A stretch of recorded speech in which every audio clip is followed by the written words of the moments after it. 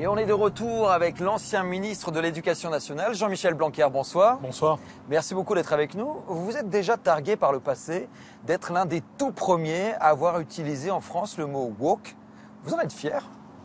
Non, pas spécialement. C'est juste qu'il faut appeler un chat, et en l'occurrence, le phénomène apparaissait. Alors un chat, on a vu que c'était un mot un peu fourre-tout. On ne comprend pas vraiment ce que ça veut dire, woke. Vous avez raison, c'est devenu un mot fourre-tout. C'est pour ça d'ailleurs que je ne l'utilise pas tellement en réalité.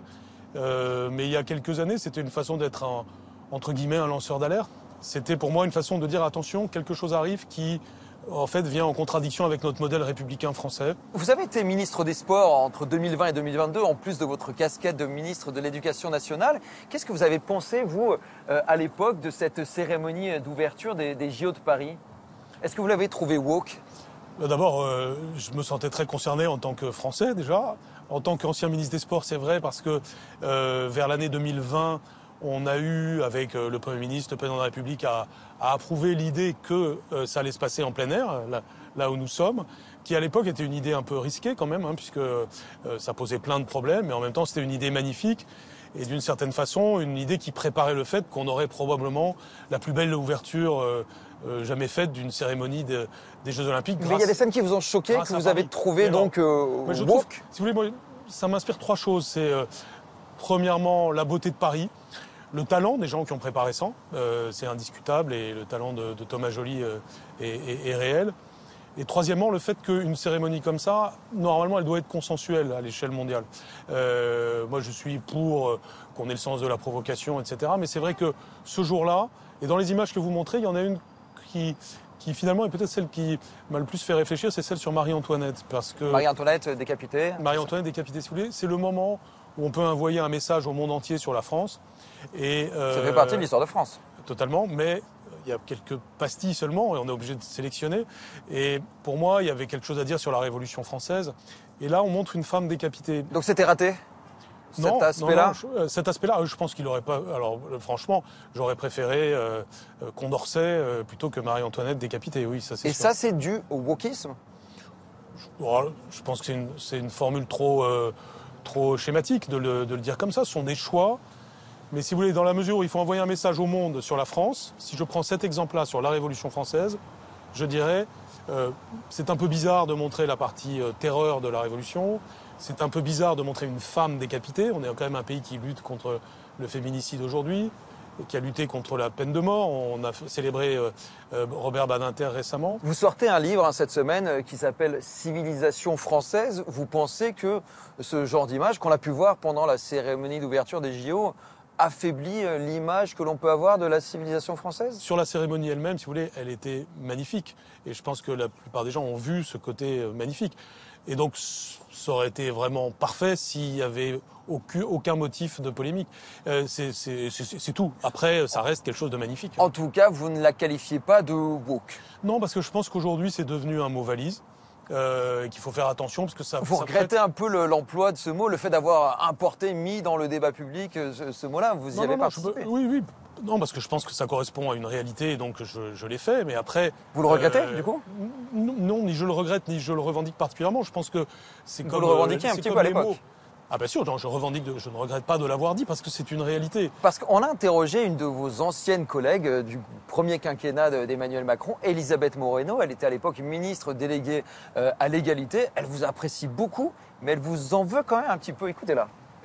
Cher Jean-Michel, j'ai eu la chance de travailler avec toi au gouvernement. Je connais tes valeurs, je connais ton engagement. Et je suis convaincue que tu sais que les vrais clivages de ce siècle ne sont pas entre les mots, qu'ils soient wokistes, républicains, entre islamo-gauchistes ou universalistes. On me disait que moi j'étais une ministre wokiste, alors que je n'avais aucune idée de ce qui pouvait se cacher derrière ce terme, si ce n'est le fait de disqualifier les mouvements féministes, les mouvements antiracistes, les mouvements LGBT+. Vous comprenez a posteriori qu'elle ait pu se sentir blessée par vos propos de l'époque? Je pense, de même que moi-même, j'ai pu me sentir blessé par plein de propos, si vous saviez. On peut tous se sentir blessé. C'est le principe du débat démocratique. C'est d'ailleurs un des aspects du wokisme de prétendre qu'il ne faut blesser personne, alors qu'en réalité, en disant ça, on arrive à blesser beaucoup.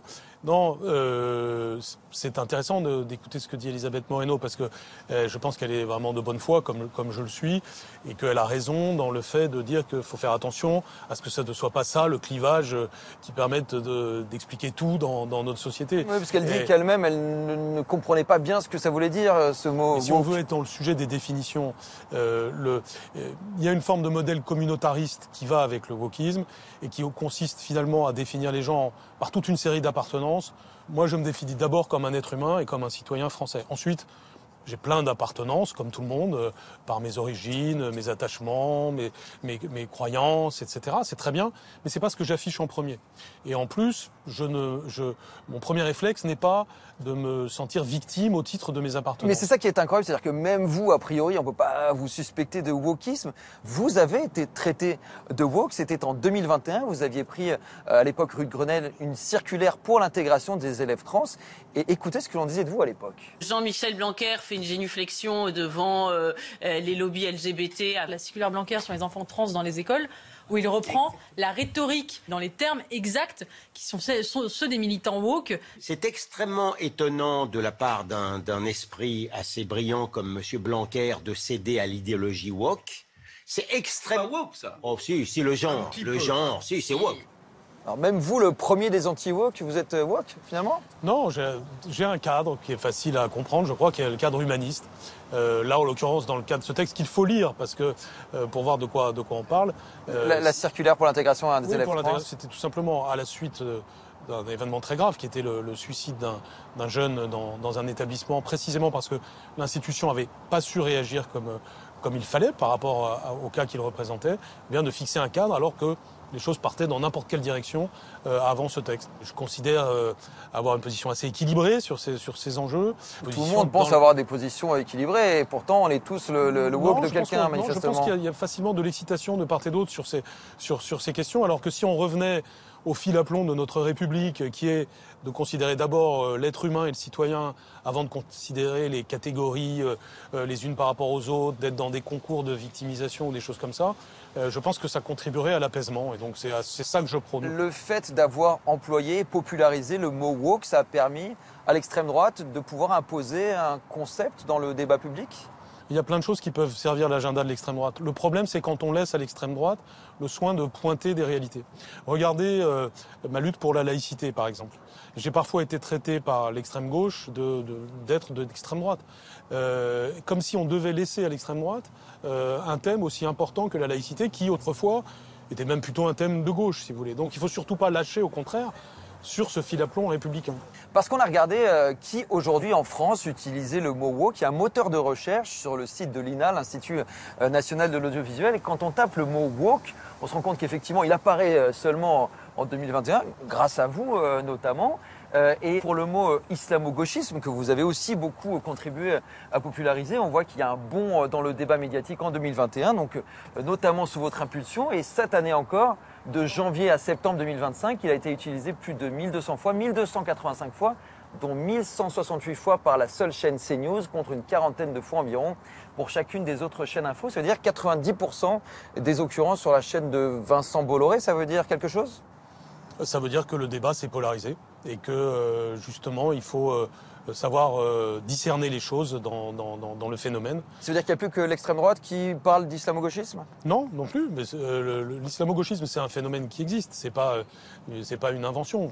Chacun peut voir. Qui est contesté quand même, hein, ce concept. Contestent, mais moi, je suis toujours surpris qu'on conteste ça. Ça existe. On aimerait que ça n'existe pas, mais ça existe. C'est-à-dire, vous avez un secteur d'extrême gauche qui a de la complaisance avec l'islamisme. On le voit tous les jours. Mais c'est un concept. Après, on peut avoir des querelles de vocabulaire.